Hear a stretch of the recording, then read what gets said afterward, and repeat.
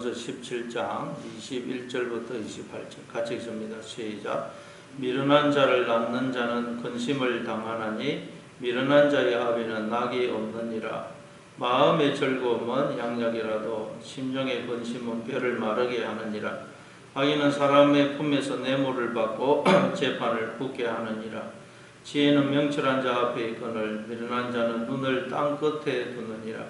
미련한 아들은 그 아비의 근심이 되고 그 어미의 고통이 되느니라.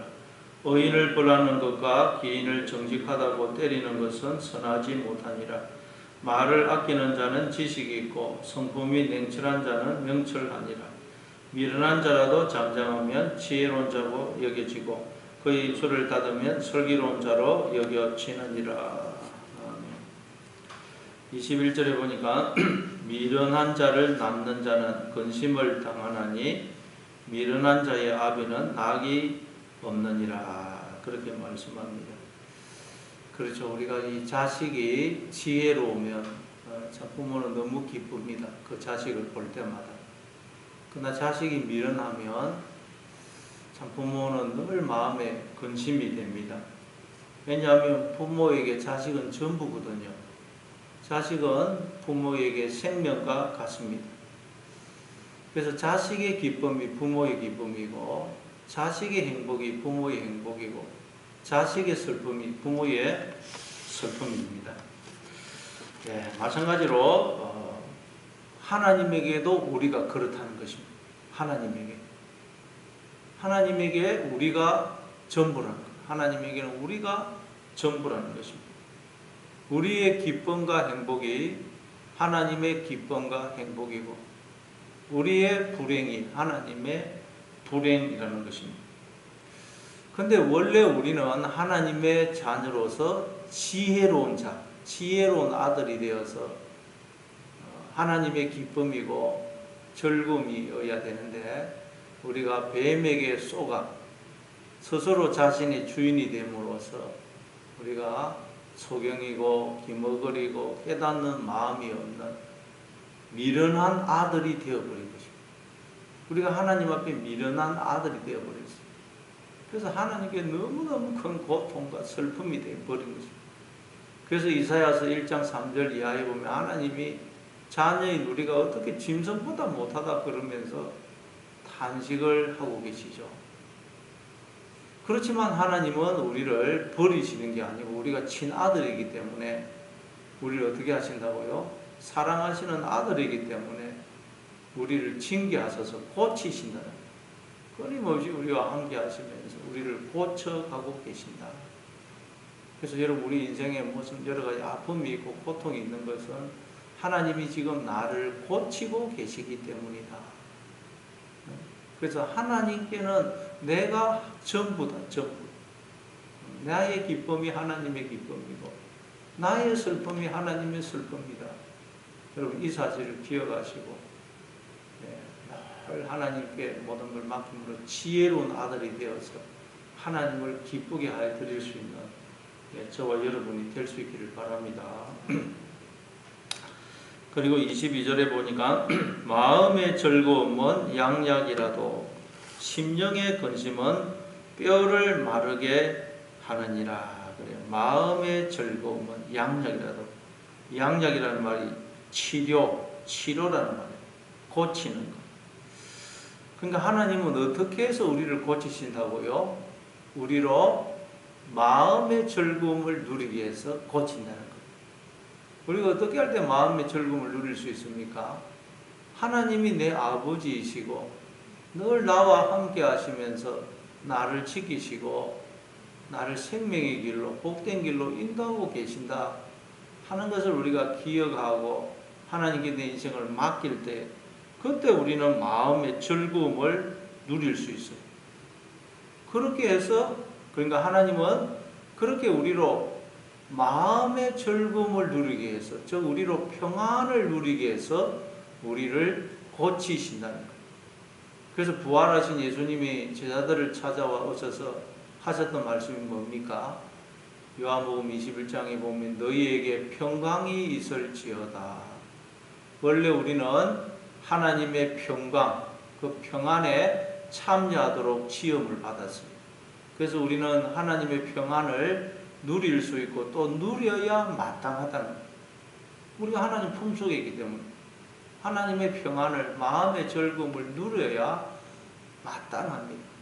그런데 우리가 지금 뱀에게 속아서 하나님을 떠남으로 지금 우리가 소경이고 기머거리고 깨닫는 마음이 없어서 하나님을 보지 못하고 우리가 음성을 듣지 못해서 늘 우리는 평안을 누리지 못하고 있습니다. 그래서 내 마음속에 평안이 없다. 내가 또 소경이고 기머거리고 지금 깨닫지를 못해가지고 지금 하나님을 보지 못해서 그렇구나 하는 것을 여러분 기억하셔서 속히 돌이키시는 여러분 되시기를 바랍니다. 심령의 근심은 뼈를 마르게 한다는 심령의 근심.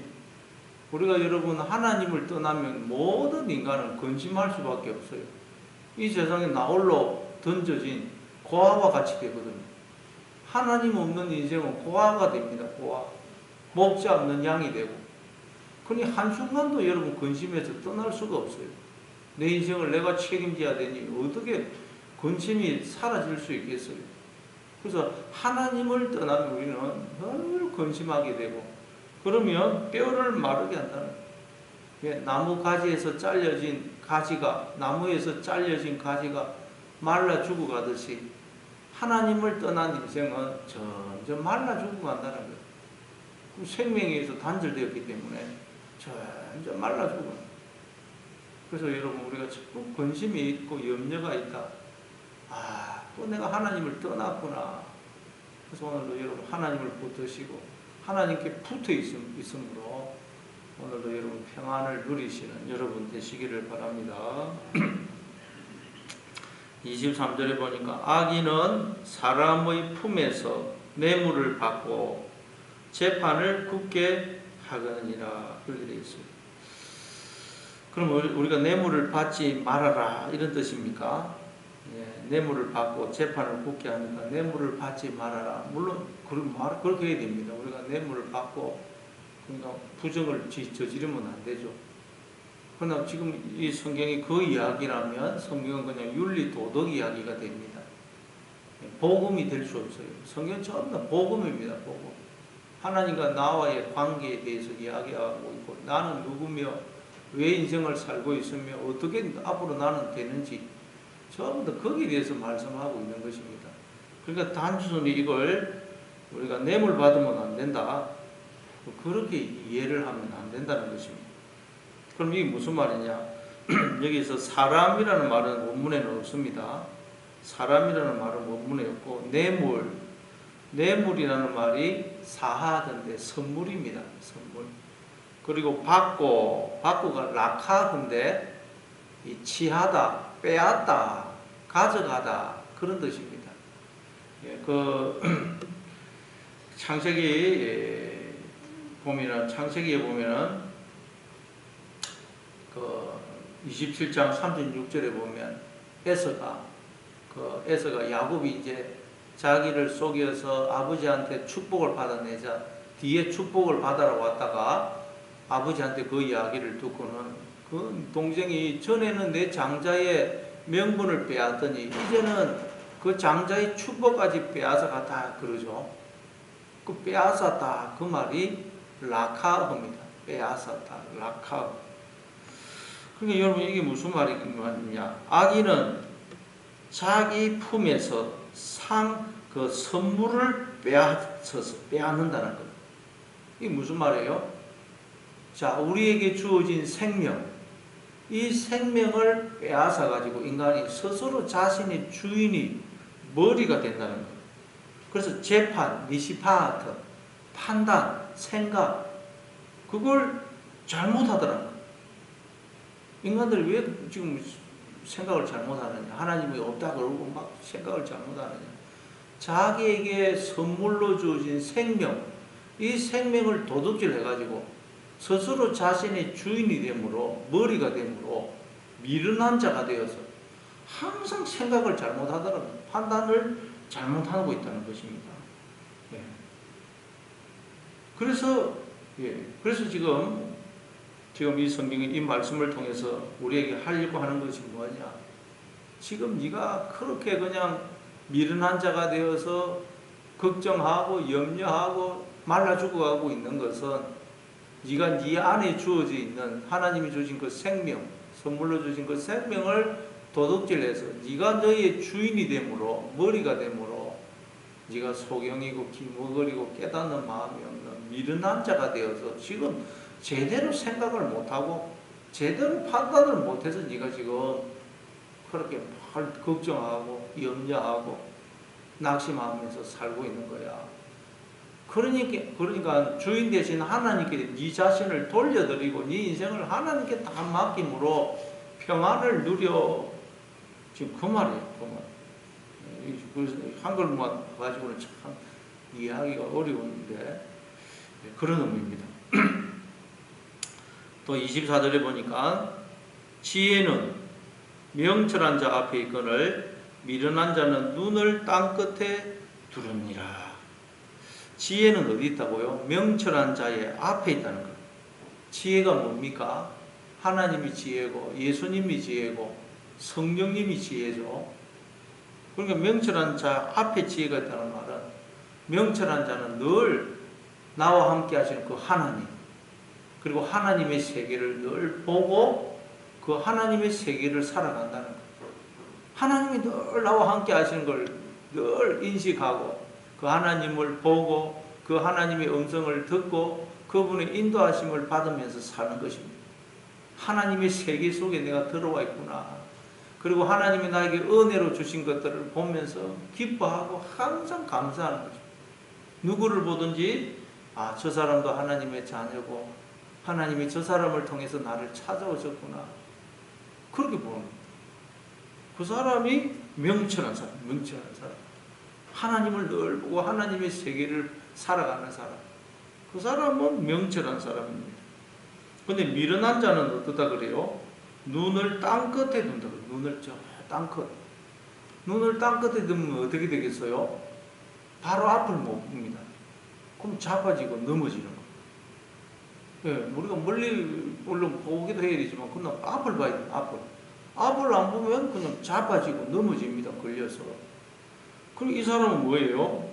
미련한 자가 땅 끝을 본다는 말은 미련한 자는 자기와 함께 하시는 하나님을 보지 못하고 하나님의 세계를 보지 못하는 것입니다. 눈에 보이는 현상만 늘 쳐다보는 것입니다. 하나님이 자기에게 은혜로 주신 것들을 알지 못하는 거예요. 그래서 기뻐하고 감사하지 못합니다. 사람을 볼 때도 그냥 그 사람을 하나님의 자녀고 하나님이 그를 통해서 나를 찾아오셨다는 걸 몰라요. 그걸 사람을 볼 때 그냥 미워하고 원망하고 이렇게 됩니다. 그 사람은 왜 그렇다고요? 미련해서 그래요. 미련해서. 소경이고 기머거리고 깨닫는 마음이 없어서 보지를 못한다는 거예요. 오늘도 여러분, 그러니까 내 마음에 기쁨이 없고 감사가 없고 하도 내가 나와 함께 하시는 하나님을 보지 못하고 하나님이 나에게 은혜로 주신 것들을 내가 지금 깨닫지를 못하고 있구나. 여러분 속히 또 돌이키시는 여러분 되시기를 바랍니다. 또 25절에 미련한 아들은 그 아비의 근심이 되고 그 어미의 고통이 되느니라. 미련한 아들 정말 부모의 근심이 되고 고통이 되죠. 그런데 우리가 지금 하나님을 떠남으로 미련한 자가 되어서 하나님 아버지께 우리가 근심이 되고 고통이 될 때가 많다는 것입니다. 왜요? 우리가 자꾸 내가 나의 주인이 되면 내가 나의 주인이 되고 머리가 되면 우리는 소경이고 기머거리고 깨닫는 마음이 없는 미련한 자가 됩니다. 미련한 자. 그러면 우리가 앞에서 말씀드렸던 것처럼 스스로 보정이 됩니다. 스스로 보정. 자신의 인생을 자기가 책임지려고 하니까 늘 걱정하고 염려하고 수고하고 무거운 짐진 인생을 살면서 기쁨이 없고 감사가 없는 것입니다. 그러니 하나님이 그런 우리를 볼 때 너무 마음이 아픈 것입니다. 마음이 아픈. 그리고 또 미련한 자가 되어서 늘 멀리만 쳐다보고 땅끝만 쳐다보고 하나님이 나와 함께 하시는 하나님을 못 보고 하나님이 나에게 은혜로 주신 것들을 보지 못해서 기쁨이 없고 감사가 없는. 그러니 하나님이 그런 우리를 볼 때 너무너무 마음이 아프고 괴로운 것입니다. 괴로운 것. 그럼 여러분, 우리가 하나님을 기쁘게 해드리는 방법은 딴 게 아닙니다. 우리가 주님 안에서 기뻐하고 감사하면서 살아가는 것. 그런 우리를 보면서 하나님은 기뻐하시고 감사하는 거죠. 즐거워하시는 거죠. 우리가 딴 게 아닙니다. 금욕적인 삶을 살고 그게 하나님을 기쁘게 하는 게 아니고 우리가 주님 안에서 기뻐하고 감사하면서 사는 게 하나님을 기쁘시게 해드리는 것이다. 그래서 오늘도 지혜로운 아들이 되어서 하나님을 기쁘시게 해드리는 여러분 되시기를 바랍니다. 26절에 의인을 벌하는 것과 기인을 정직하다고 때리는 것은 선하지 못하니라. 그렇죠. 그것도 선하지 못합니다. 그런데 우리는 의인이시고 기인이신 주님을 우리가 악하다고 판단해서 때리고 욕하고 죽였죠. 그리고 우리는 하나님 볼 때 선하지 못한 것입니다. 그 말은 우리 인간은 어떤 존재냐? 하나님을 떠난 우리는 어떤 존재냐? 스스로 자기에게 주어진 생명과 복을 죽이고 파괴하는 존재라는 거예요. 예수님을 우리가 때리고 죽였다면 예수님은 우리의 생명 아닙니까? 우리의 생명이시고 빛이시고 구원이시고 지혜이시고 모든 것이 되십니다. 그러니까 인간은 하나님을 떠난 인간은 스스로 자신에게 주어진 생명과 복을 죽이고 파괴하더라는 끊임없이 하나님을 떠나 사망 속으로 어둠 속으로 지옥 속으로 들어간다는 거예요. 이게 지금 그 말입니다. 그러니 하나님이 보실 때 얼마나 안타깝겠어요. 하나님을 떠나 사는 인간들, 모든 인간들이 다 하나님의 자녀인데 하나님을 떠나서 자꾸 어둠 속으로 사망 속으로 들어가니 하나님이 보실 때 얼마나 안타까워하겠어요. 그리고 우리도 신앙생활 하다 보면 그럴 때가 많지 않습니까? 그러면 하나님이 그런 우리를 볼 때 너무너무 그냥 마음 아파하십니다. 그래서 우리는 늘 하나님께 하나님 저를 붙들어 주지 않으면 저는 안 됩니다. 저는 너무너무 미련하고 어리석어서 하나님이 깨우쳐 주지 않으면 사망의 길을 가면서도 저는 모릅니다. 하나님 저를 불쌍히 여겨주시고 저를 붙들어 주십시오. 늘 우리는 기도해야 돼요. 안 그러면 여러분 우리는 사망의 길을 가면서도 그걸 못 깨닫는다. 못 깨닫는다. 또 27절에 말을 아끼는 자는 지식이 있고 성품이 냉철한 자는 명철하니라. 말을 아끼는 자. 그럼 말을 되도록이면 하지 말라는 것입니까? 근데 어떤 사람은 말을 많이 하지만 정말 필요한 말을 하고 또 다른 사람을 위로하는 그런 말을 하는 분이 있는 반면 말은 적지만 말 한마디 할 때 그냥 불필요한 말하고 상처 주는 말 하는 사람이 있어요. 그러니까 꼭 말을 많이 하느냐 적게 하느냐가 중요한 것이 아니고 어떤 말을 하느냐가 중요하다는 것을 알 수가 있어요. 그럼 말을 아끼라는 말은 무슨 뜻일까요? 그리고 앞에서도 살펴봤죠. 10장 19절에서도 비슷한 말이 나왔습니다. 10장 19절에 보면 말이 마르면 허물을 면하기 어려우나 그 입술을 제어하는 자는 지혜가 있다는 거예요. 입술, 혀를 제어하는 자는 지혜가 있다는 거예요. 그러니까 여러분 입술을, 혀를 제어하라는 거예요. 길들이라는 거예요. 근데 야고보서 3장에 보니까 인간들이 무슨 여러 종류의 짐승이며 새며 물고기며 뭐 바다의 물고기도 뭐 곤충도 다 길들였지만 이 혀는 지금까지 길들인 사람이 아무도 없다 그러죠. 혀는 절대 길들일 수가 없다는 거예요.